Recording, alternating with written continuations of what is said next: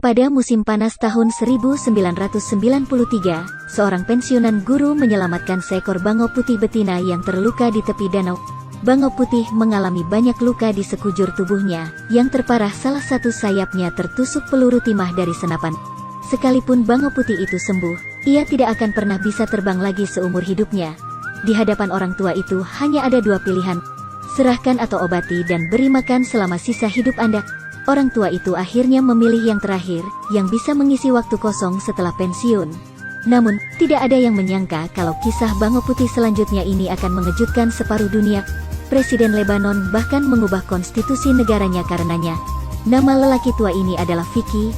Dia juga dengan penuh pertimbangan memberi nama yang sangat elegan pada bangau putih itu Malena.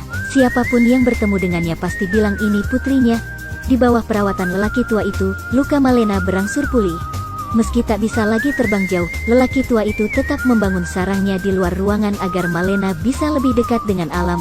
Di musim dingin, orang tua itu akan membawanya ke dalam rumah. Karena Malena tidak bisa terbang jauh, ia pun kehilangan kemampuan berburu, sehingga lelaki tua itu harus pergi memancing dan kembali memberi makan setiap hari. Seiring berjalannya waktu, Malena semakin mengandalkan Vicky. Setiap kali keluar membeli kebutuhan sehari-hari, Malena akan berdiri di kursi penumpang. Julurkan kepala Anda keluar jendela untuk melihat pemandangan jalanan yang berubah dengan cepat.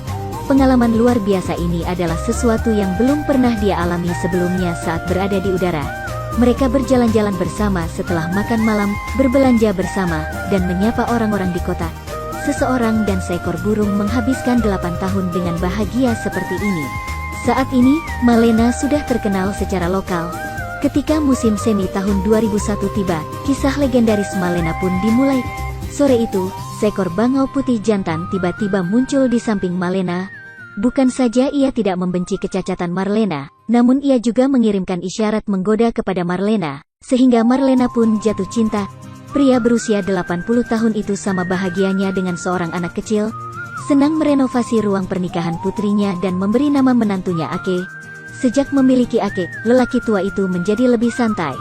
Sebab sebagai suaminya, Ake akan bekerja tanpa kenal lelah setiap harinya berburu makanan untuk Malena.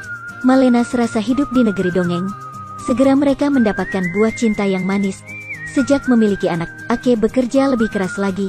Kadang-kadang saya tidak punya waktu untuk istirahat sepanjang hari. Saya pergi memancing sepanjang hari dan kemudian kembali lagi untuk membantu keluarga saya.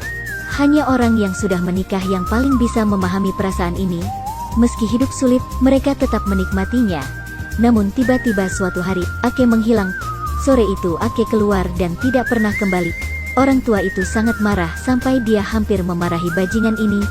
Sejak kepergian Ake, Malena setiap hari menatap langit, selalu menantikan kepulangan suaminya. Namun waktu berlalu dan masih belum ada kabar dari Ake. Malena kehilangan banyak berat badan dan bahkan mulai melakukan mogok makan. Karena bangau putih pada dasarnya adalah hewan monogami. Jika ditentukan bahwa satu pihak terbunuh, separuh lainnya akan melakukan mogok makan dan mati. Melihat putrinya kesakitan, lelaki tua itu sangat sedih, sehingga dia tidak punya pilihan selain memberinya makan. Ajak dia keluar setiap hari untuk bersantai dan menyaksikan kepingan salju berjatuhan. Dalam sekejap mata, musim semi datang tahun depan. Ake secara ajaib muncul kembali. Tanpa pertahanan apapun, ia tampak muncul begitu saja. Malena menangis bahagia dan hidupnya kembali normal. Ake masih pergi berburu setiap hari dan kembali membantu keluarganya. Barulah lelaki tua itu menyadari bahwa dia telah salah menyalahkan Ake. Ternyata Ake pergi karena naluri burung yang bermigrasi. Setiap musim dingin, mereka terbang bersama tim besar ke Afrika Selatan untuk melakukan pemanasan selama musim dingin.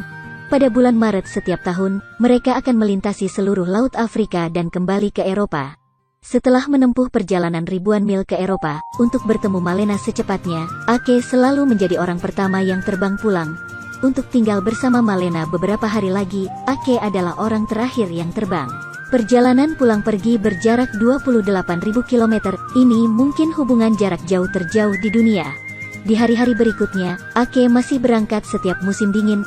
Musim semi kembali datang dan siklus tersebut mulai terulang setiap tahun. Selama ini, semua anak yang mereka besarkan meninggal dunia, hanya menyisakan Ake dan Marlena yang masih saling mencintai seperti dulu. Kisah mereka dengan cepat meledak secara online dan diberitakan oleh media-media besar. Sehingga setiap tahun saat Ake dan Malena bersatu kembali, tak terhitung banyaknya sepasang kekasih muda yang memasuki istana pernikahan. Inilah daya tarik cinta yang tak tergoyahkan. Waktunya segera tiba di musim semi tahun 2017. Marlena seperti biasa berdiri di dekat lampu jalan menunggu suaminya kembali. Namun kali ini Ake melewatkan janji tersebut. Seiring berjalannya waktu migrasi semua burung yang bermigrasi secara bertahap berakhir. Namun sosok Ake masih belum juga muncul. Malena semakin khawatir dan gelisah. Orang tua itu juga panik, mungkinkah terjadi sesuatu yang tidak terduga? Dia meletakkan kameranya di sebelah sarang burung. Itu dipantau 24 jam sehari, dan siaran langsung juga dimulai di layar lebar di alun-alun dan di internet. Pada masa puncaknya, jutaan orang online sekaligus menunggu kemunculan Ake. Namun semakin tinggi ekspektasinya, semakin besar pula kekecewaannya. Sosok Ake tak kunjung muncul. Ketika lelaki tua itu segera menyalakan komputer untuk memeriksa jalur migrasi burung-burung yang bermigrasi, suatu penemuan yang menyedihkan ketika Ake harus melewati Lebanon selama migrasinya. Tiba-tiba hatinya menjadi dingin karena Lebanon adalah neraka bagi semua burung migran di dunia. Setidaknya 2 juta burung migran mati di sana setiap tahunnya. Mungkinkah Ake salah satunya? Orang tua itu dengan gugup menulis surat kepada Presiden Lebanon menggunakan bulu Ake. Dalam surat tersebut, ia tak hanya merinci kisah antara Ake dan Malena, tapi juga mengecam tindakan mereka yang membunuh burung migran. Putri Presiden sangat emosional setelah menerima surat tersebut. Dengan bantuannya, Presiden Lebanon mengubah undang-undang yang melindungi burung-burung yang bermigrasi dalam semalam. Namun meski begitu masih belum ada kabar dari Ake. Alun-alun pusat kota dipenuhi orang-orang yang menunggu. Seiring berjalannya waktu sedikit demi sedikit, semua orang mengira Ake telah menemui sesuatu yang tidak terduga. Seseorang mulai berduka atas Ake. Tiba-tiba,